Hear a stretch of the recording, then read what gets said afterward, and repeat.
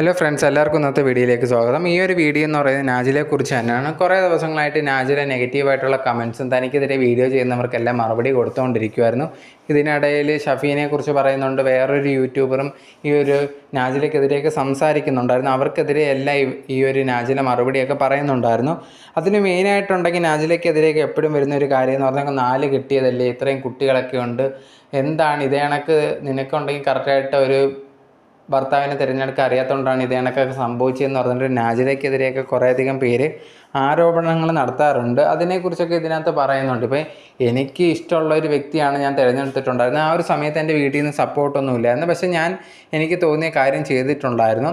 എന്നാൽ ഇപ്പോഴും എൻ്റെ വീട്ടിൽ നിന്നൊന്നും വലിയ സപ്പോർട്ടും കാര്യങ്ങളും ഒന്നുമില്ല. പക്ഷേ എന്നിരുന്നാൽ പോലും ഞാൻ എൻ്റെ കാര്യങ്ങൾ നോക്കിയാണ് പോകുന്നത്. എൻ്റെ ഉപ്പയ്ക്കൊന്നും ഇപ്പോൾ എന്നെ നോക്കാനുള്ള പ്രായമൊന്നുമില്ല, അവർക്ക് വയസ്സായി. ഞാൻ എൻ്റെ കാര്യങ്ങൾ നോക്കുന്നുണ്ട്. ഞാൻ എൻ്റെ കണ്ടൻറ്റും കാര്യങ്ങളും ചെയ്താണ് ജീവിക്കുന്നത്. ആവശ്യമില്ലാതെ നിങ്ങളെന്തിനാണ് എൻ്റെ പുറകെ വരുന്നത് എന്നുള്ള രീതിയിലാണ് നാജില പറഞ്ഞിട്ടുണ്ടായിരുന്നത്. പിന്നെ കുറേയധികം പേരുണ്ടെങ്കിൽ തനിക്കെതിരെ വ്യാജമായിട്ടുള്ള ആരോപണങ്ങളും കാര്യങ്ങളൊക്കെ നടത്തുന്നുണ്ട്, നിങ്ങൾക്ക് എത്ര വേണമെങ്കിലും പറഞ്ഞോ. പക്ഷേ കാര്യം എന്ന് പറഞ്ഞാൽ ഈ പറയുന്ന കാര്യങ്ങൾക്കൊന്നും ഒരു സത്യസന്ധത ഇല്ല എന്നുള്ള രീതിയിലാണ് നാജില പറഞ്ഞിട്ടുണ്ടായിരുന്നത്.